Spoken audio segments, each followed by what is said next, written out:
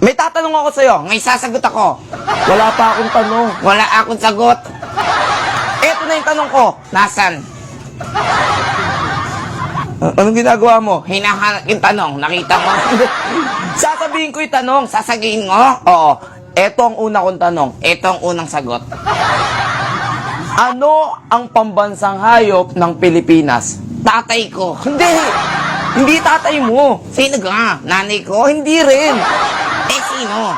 Ang pambansang hayop ng Pilipinas ay nagsisimula sa letter K. Alam ko na. Ano? Kuto. Hindi. Wala sa ulo. Nasa lupa. Kutong luka. Hindi.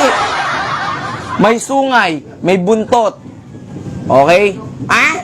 May sungay, may buntot at kulay itim. Dingon yung kuto.